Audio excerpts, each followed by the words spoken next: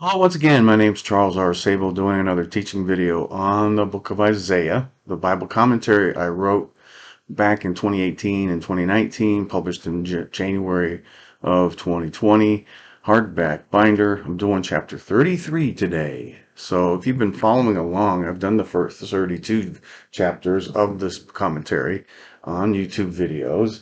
And so anyway, this is the chapter 33. Now, this is a hardback binder textbook to be used in um, undergraduate Bible classes, Bible study, as well as seminary, as well as Bible study. So it can be very helpful in understanding what God had Isaiah imply.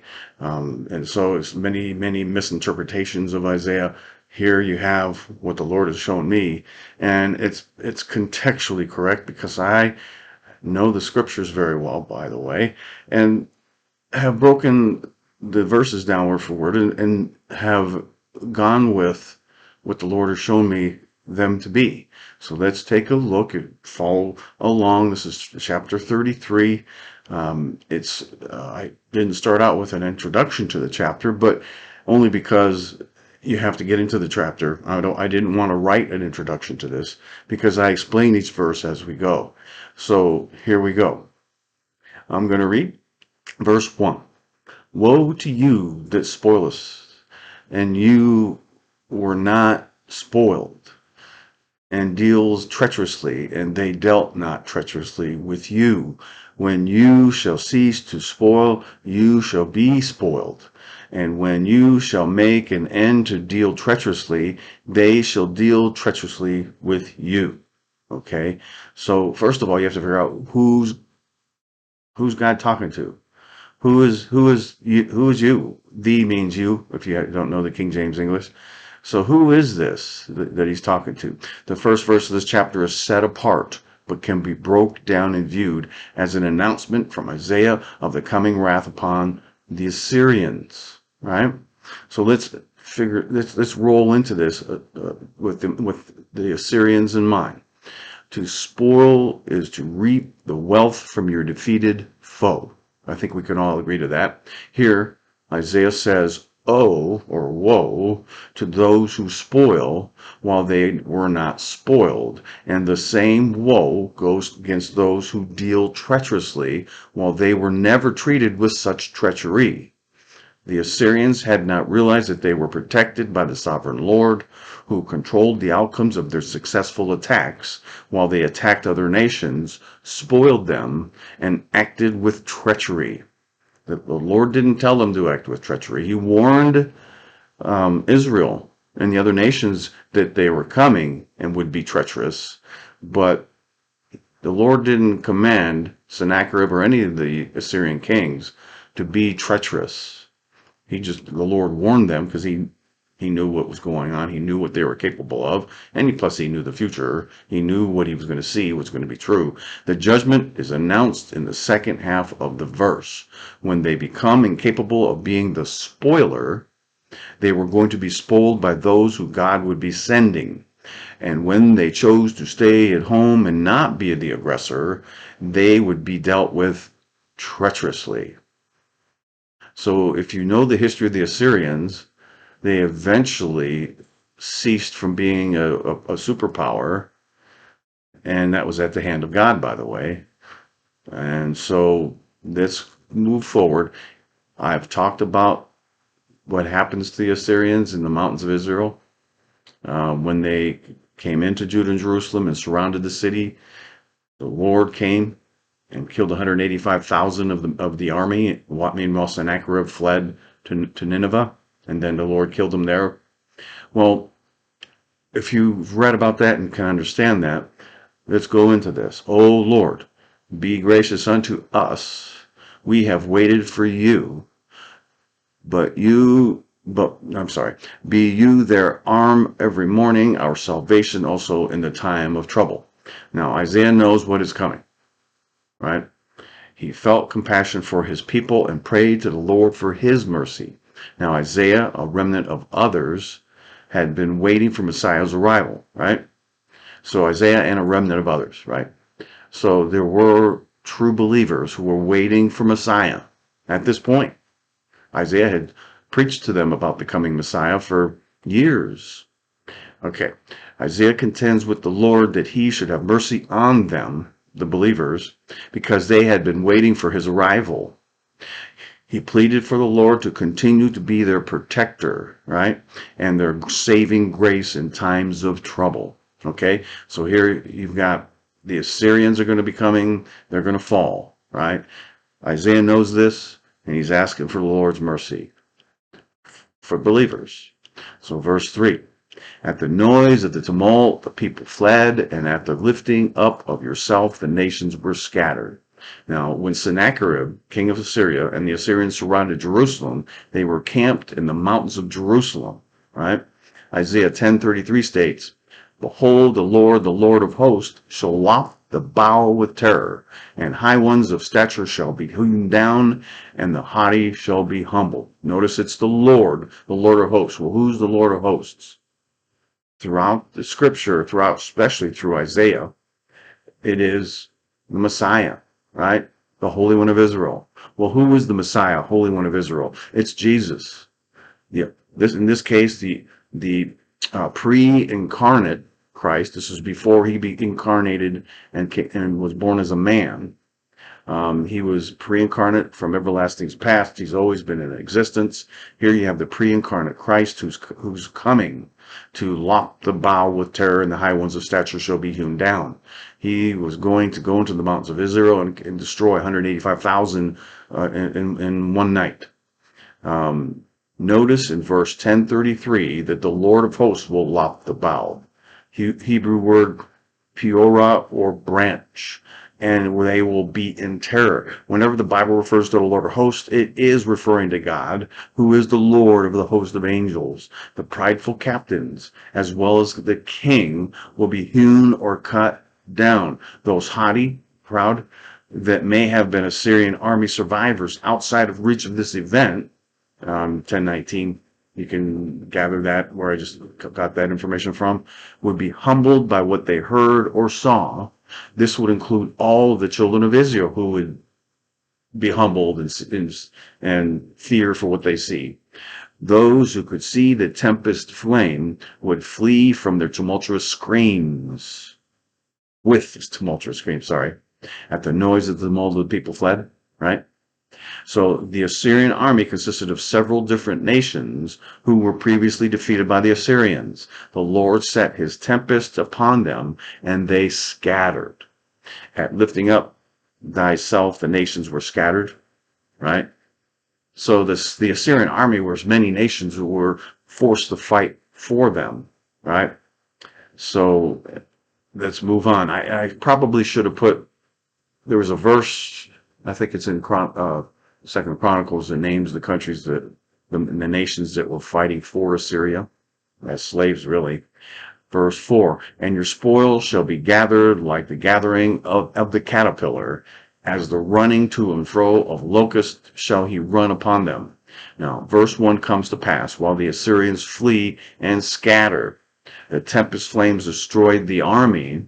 The spoil was gathered by the children of Judah.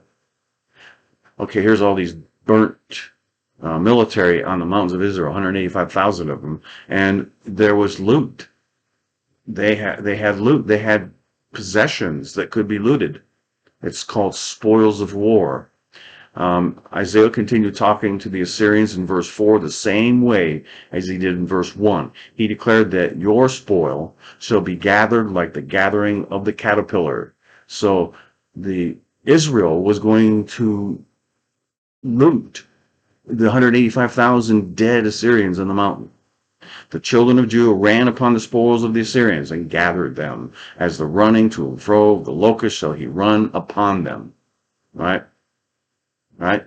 So that, like locusts, the surviving Jews went on to the mountain where 185,000 Assyrians were killed in one night, burnt by the Lord.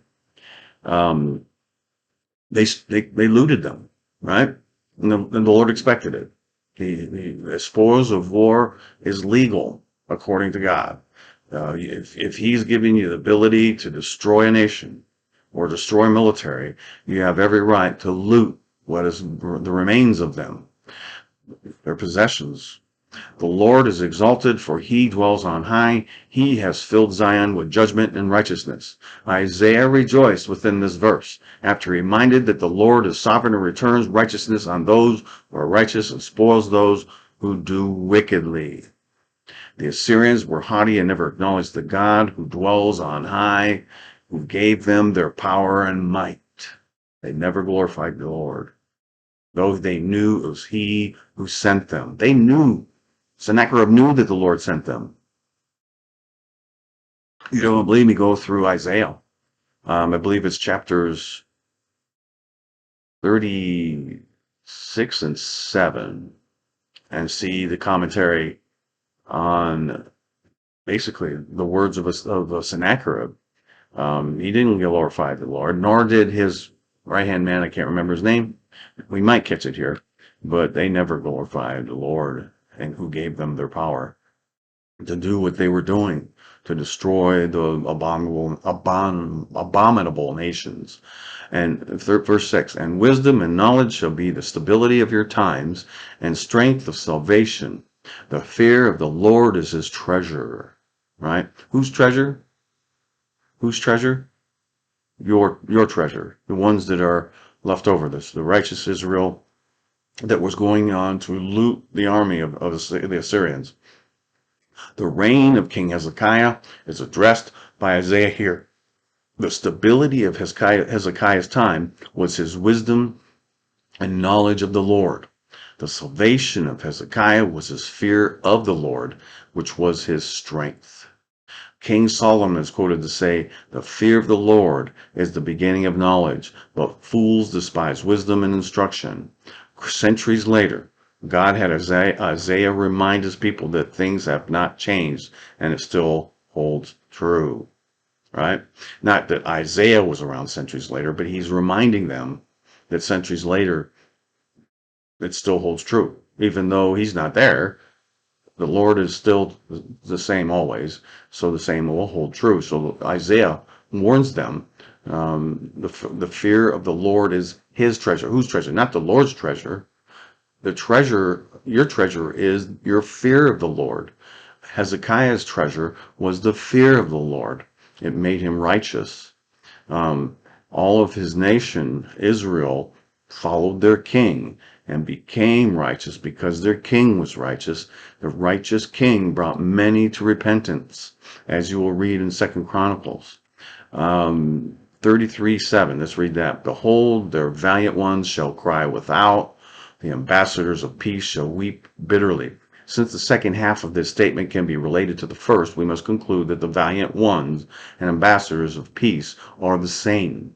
Through reading of 2 Kings 18 through 19, we only find the stress of the struggle for peace laid upon the people of Jerusalem. These ambassadors of peace were Eliakim, the son of Hilkiah, Shebna, and Joah. 2 Kings 18:26. They wanted so badly to negotiate a peaceful settlement with Tartan, Rabsaris, and Rabshakeh. Rabshakeh is the one who was blaspheming the Lord with them. He was blaspheming the Lord, like they're foolish for following the Lord. But so they acknowledged, Sennacherib and Rabshakeh, his assistant, knew that the Lord sent them, but they scoffed at Israel for following him, for following the Lord, who were sent by King Sennacherib of Syria, right? 2 Kings 18:17.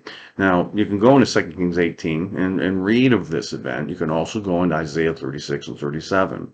They're weeping while reporting back to Hezekiah and Isaiah seems obvious when we read of them all being in sackcloth in 2 Kings 19:2. Their valiant men cried without courage, without shame, and without dignity. Once again, I want to reiterate here, this is written as a prophecy. It hasn't happened yet. Remember, chapter 36 and 37 is coming. Then it's written as a historian. Isaiah's seeing it happen, and he's writing of it as a historian. So this is right before. All right? Verse 8, the highways lie waste, the wayfaring man ceases, he has broken the covenant, he has despises the cities, he regards no man. Now, after King Sennacherib took 300 talents of gold from Hezekiah to leave in peace, He continued to move forward towards surrounding Jerusalem. So he was a liar, right? 2 Kings 18:14. He broke an agreement. The streets were abandoned and no one could be found. Sennacherib was determined to destroy and take all the cities because he felt no mercy. He regards no man. Right? So this is speaking directly at Hezekiah, or excuse me, at Sennacherib, who was the king of Assyria. And after he took a bribe to go away, he still came at them. Right? So the highways lie waste, the wayfaring man ceases. He has broken the covenant. What covenant was it? Well, if I pay you this much gold, you go away. Well, he said, okay, took the gold, then he continued to attack. So he broke the covenant. All right, a covenant is an agreement. So, verse 9, the earth mourns and languishes. Lebanon is ashamed and hewn down. Sharon is like a wilderness, and Bashan and Carmel shake off their fruits. Isaiah is one of them that mourns and languishes over the devastation of Lebanon, Sharon, Carmel, and Bashan. The four most beautiful places within the Holy Land were destroyed by the advancement of the Assyrian military. Lebanon was clad with cedars and firs, while Sharon was a rich tract of land with such beautiful flowers. Carmel had its rocky clefts and deep jungles of trees, while Bashan had its forests of oaks, high downs, and sweeping plains. God's creation mourned and languished for its loss because the Assyrians came through and just ripped it apart, just totally destroyed everything.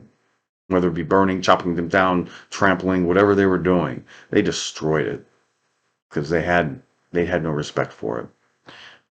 Verse 10, now will I rise, saith the Lord, now will I be exalted, now will I lift up myself. So it wasn't an angel. He didn't lift up an angel. He lifted up himself, the Lord. The Lord lifted up himself. What did he do? The Lord had seen enough. He had left the Assyrians fulfill his wrathful judgments upon the heathen nations, and then it came to be their turn to feel his wrath. God had determined that he will be glorified by the destruction of the amazing war machine which he had created. All right, let's read verse 11. You shall conceive chaff, you shall bring forth stubble, your breath as fire shall devour you. Okay, you, right? Ye is you in the verse refers to he in verse 8, which refers to there in verse 7. Along with this chapter is pointing to the coming destruction of the Assyrian military machine. Chaff and stubble denotes anything not solid for consumption. As the people cast their wheat up in the air, the chaff and stubble would blow away, and the good wheat would land in a pile. The Assyrians would speak or conceive nothing good to hear. In 2 Kings 18 through 19, Rabshakeh spoke in behalf of the Assyrian king Sennacherib, which became chaff and stubble in the ears of Israel, because they believed Rabshakeh knew. So everything that Rabshakeh said, they knew, the Israelis, the righteous of Israel knew it was a lie because they had trusted in the Lord. They knew the Lord was real. They knew that the Lord had control over all of this. All right, verse 12. And the people shall be as the burning of lime, as thorns cut up shall be burned in fire. Isaiah 29:6 was prophetic of the way the Lord was going to punish the Assyrians. Later, it was confirmed as history within 2 Kings 18:13 through 19 and verse 37 shows you how the Lord, it wasn't the angel of God, it was the messenger of the Lord. Well, who's the messenger of the Lord? Lord being God the Father, the messenger is the Son. The messenger of the Father is the one who we're talking about here. Okay, so let me read this. Lime is derived from limestone, which is mainly coral and shells and long extinct sea creatures, squeezed over time into a solid mass of calcium carbonate. The remains of creatures are their bones, which would be a part of accumulation what was made up of the limestone of today's world. Thus, the burning of lime is the burning of bones, as if they were thorns cut up and burned. As thorns cut up shall they be burned in the fire, right?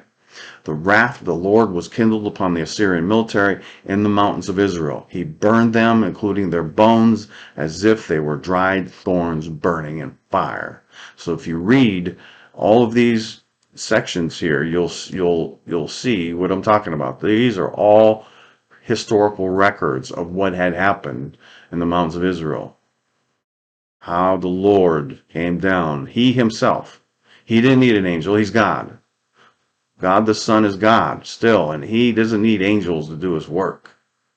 Sometimes he sends messengers, right? But in this case, the Father sent his messenger, who is his Son. And his Son single-handedly destroyed 185,000 Assyrians with his fire. And he burnt them, he burnt their bones like lime. They became like lime in the mountains of Israel, burnt bones, right? All right. Verse 13. Hear you that are far off, what have I done? And you that are near, acknowledge my might. With the unusual event of 185,000 Assyrians destroyed in a single night, the word most likely spread like wildfire through the earth. The terrible war machine who destroyed and brutally took captive many cities in their entire region of the world was turned into ashes and dead corpses in one night. Right? Well, I'm going to say burnt bones. I should have probably said that here, but anyway, you get the point. The Lord within this verse declared for them from afar to look at what he had done. Those that were nearby should acknowledge God's might. This was a warning to the world, to warn them that God is in control, so they should watch out or they could be next. That's what he's saying here. Read it again. Hear you that are far off. What have I done? And you that are near, acknowledge my might, saith the Lord, after what he had done to the 185,000 in one night, because they didn't give him the glory. The sinners in Zion are afraid. Fearfulness has surprised the hypocrites. Who among us shall dwell with the devouring fire? Who among us shall dwell with everlasting burnings? The lack of salvation is the key point of this proclamation here by Isaiah. The event of the burning of the Assyrians should have caused all of the sinners of the earth, including the hypocrites who say they are not sinners, to think of their lack of salvation. They will face a fire worse than the Assyrians had faced when they die and face God's eternal judgment.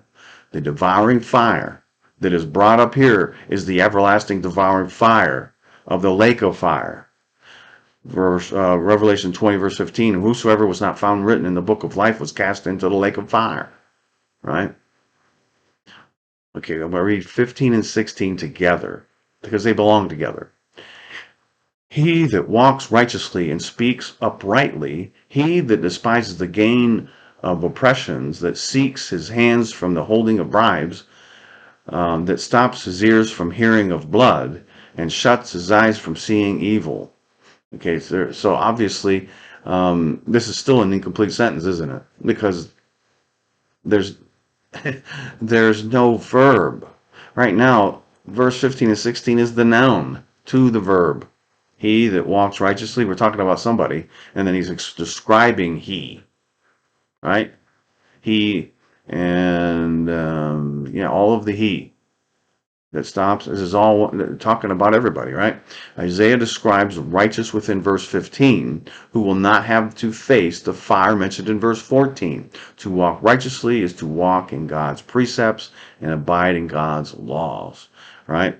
To speak uprightly is to speak the truth and not one who backbites and casts destructive words upon their neighbors. All right. Righteousness is also despising the gains of oppression upon others and pulls their hands away from taking bribes. To stop one's ears from hearing of blood is not to be around those who talk of harmful aggressions upon others. Right. I'll read that again. To stop one's ears from hearing of the blood is not to be around those who talk of harmful aggressions upon others. Right. So you're going to talk about murdering people? I'm out of here. Those who shut their eyes from seeing evil do not look upon lustful pleasures, nor look gainfully on evil deeds, right? So then 16 completes the sentence, I think. Wait a minute. No, I'm sorry. Yeah, it does. 15, that was all verse 15. Here's 16 right here.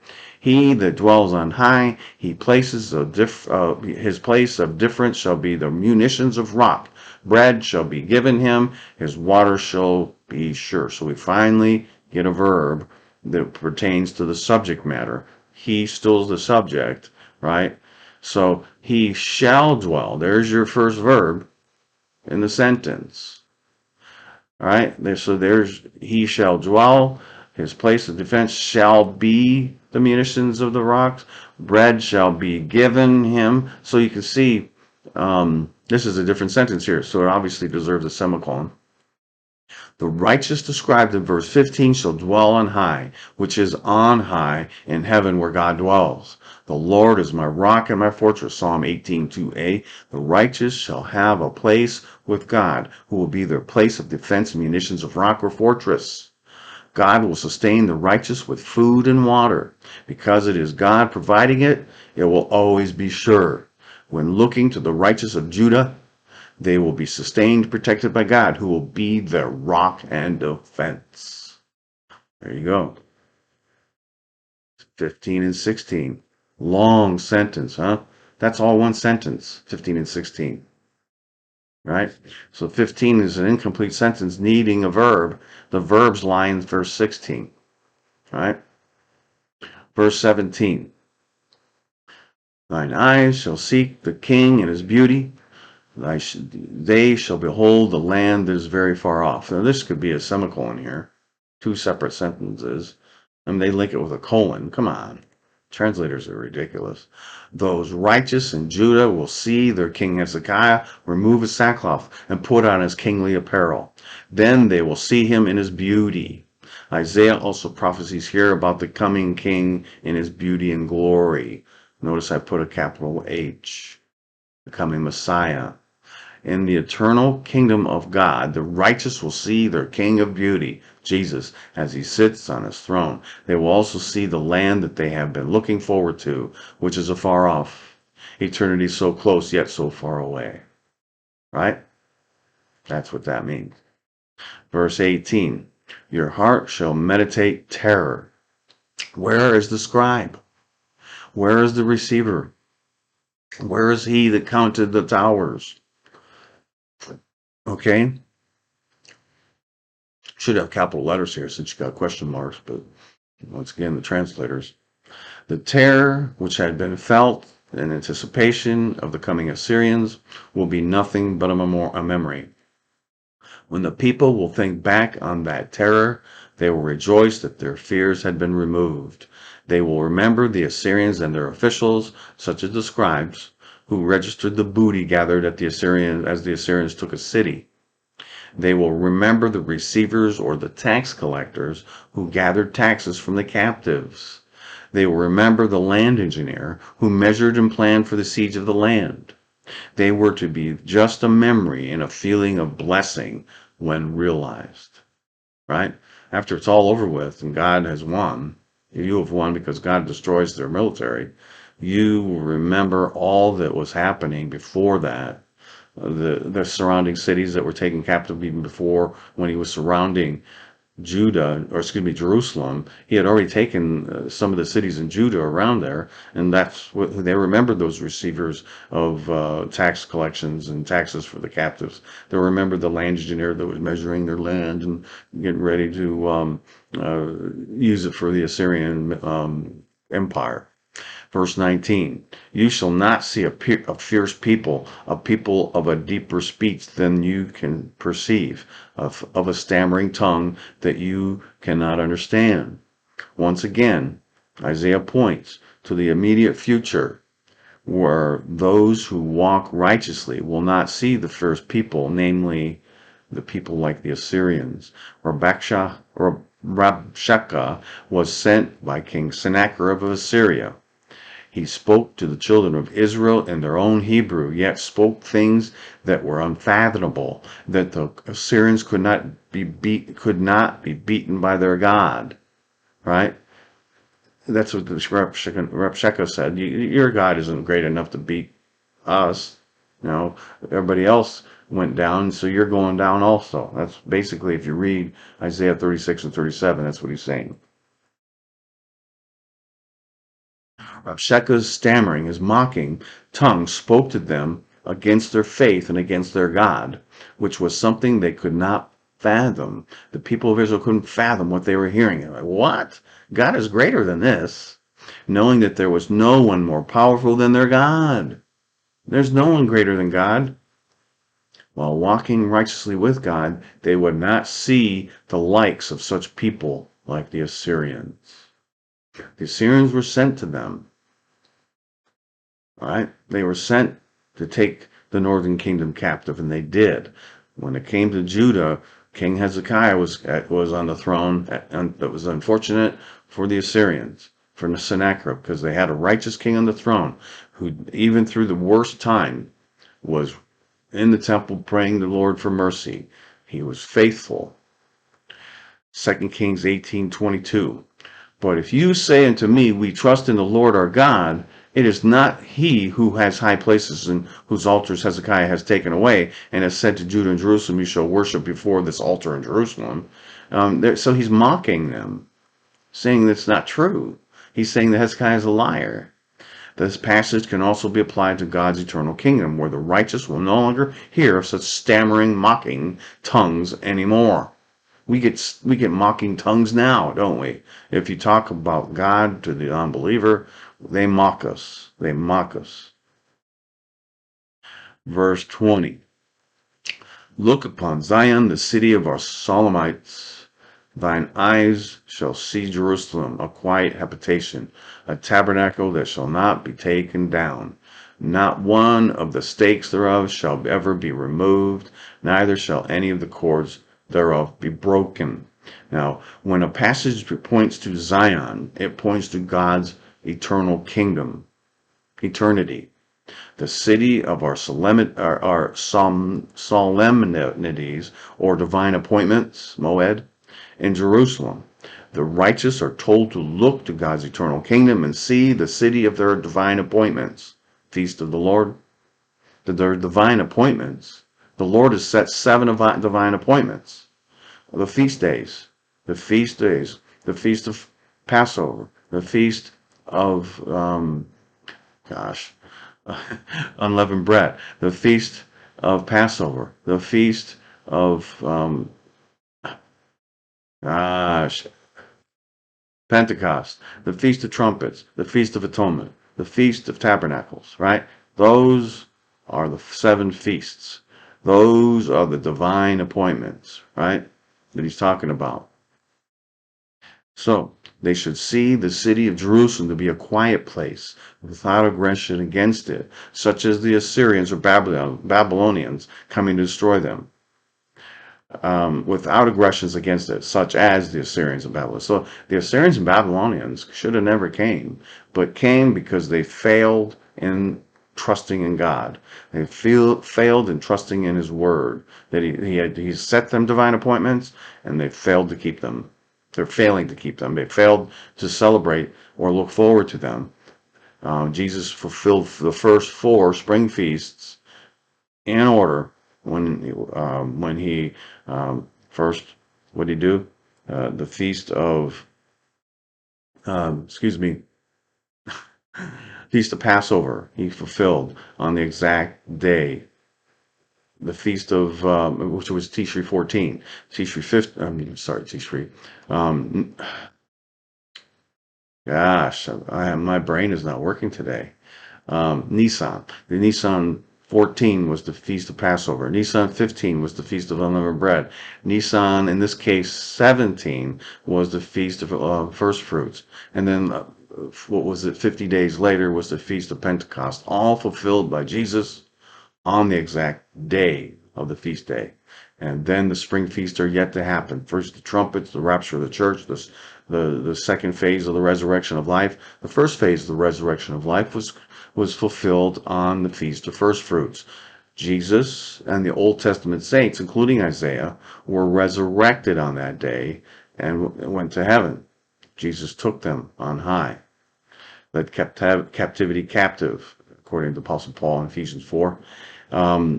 So the second phase of the resurrection of life is the rapture of the church, while The third phase being on the Feast of Atonement, 7 years after it starts, the 7 years, the second coming of Christ, then the resurrection of the trib saints is the third phase of the resurrection of life in the future. So what you have here is they should be looking forward to that.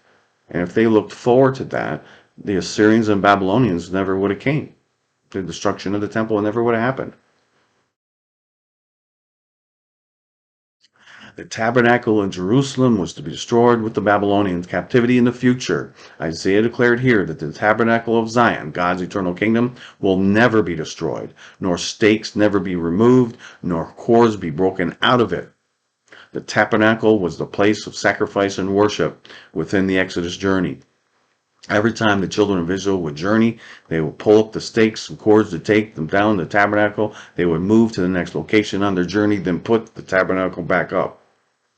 In eternity, the tabernacle of God, which is in heaven right now, will descend to the earth. It will always be on earth and never will be taken down. Okay, Revelation 21:3, and I heard a great voice of heaven saying, Behold, the tabernacle of God is with men, and he will dwell with them, and they shall be his people, and God himself, God the Father, shall be with them and be their God. God the Father and God the Son will dwell with his people in Zion, the eternal kingdom, Revelation 22:3.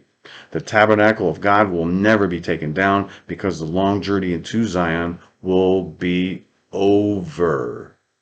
We still are on a journey to Zion to this day. Eternity isn't upon us yet. Verse 21.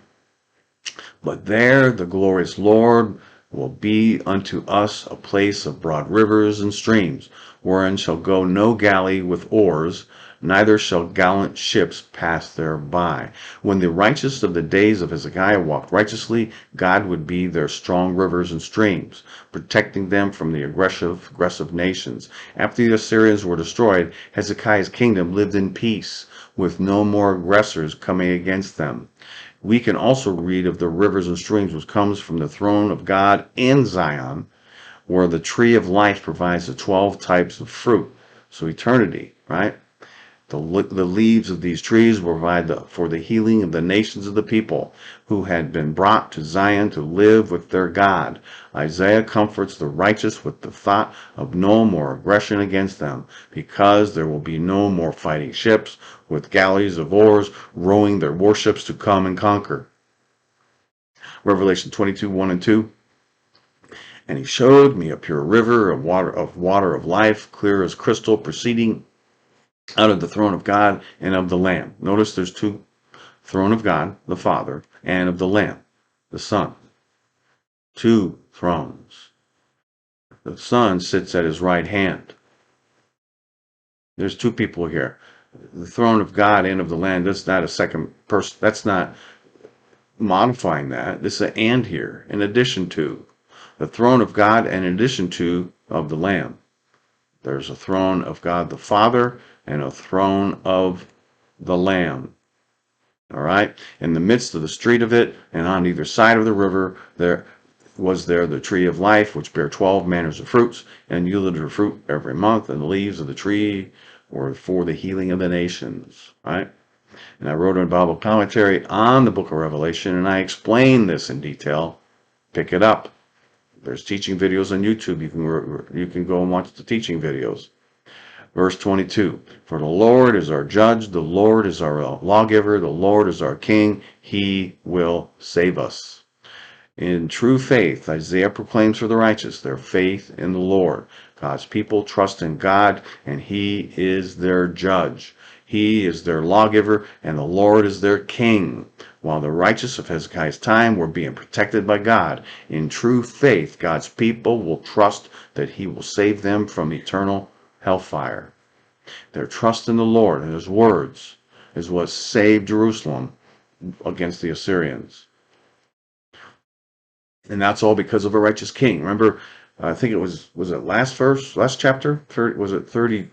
Maybe it was 31. It started talking about the righteous king, Hezekiah.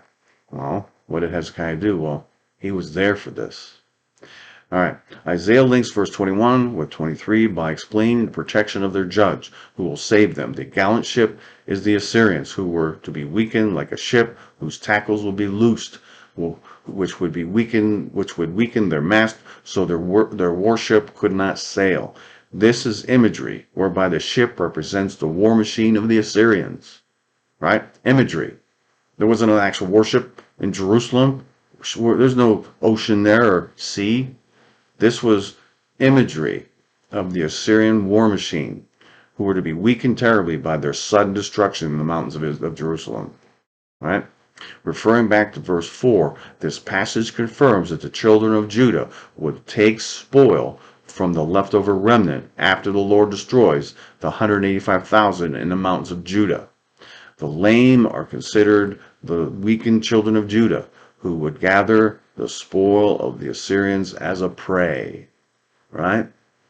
This is what this means. If you're reading Isaiah and just kind of thumbing through it and reading it and not really thinking about it or researching what's he talking about here, well, this is what I did the research for you. Okay, this is what it means. Verse 24, and the inhabitant shall not say, I am sick. The people that dwell therein shall be forgiven their iniquity. The booty taken by the children of Judah was meant to strengthen them, not only in needed wealth, but in their faith. Verse 22 would be sung and uttered among them as they praised their God for saving them from the Assyrians. The inhabitants of Judah could not say they were sick, weak, and because of their strength and faith, they were forgiven of their sins of disbelief from their past. This was a faith builder. When you're on the verge of destruction, surrounded by a military of 185,000 who had already defeated so many cities, including the northern kingdom, it's hopelessness. How are we going to? We're doomed. Well, the Lord in one night destroyed 185,000, just burned them. How much faith are you going to have in God? He saved you, right? So this was a faith builder. This was tremendous faith.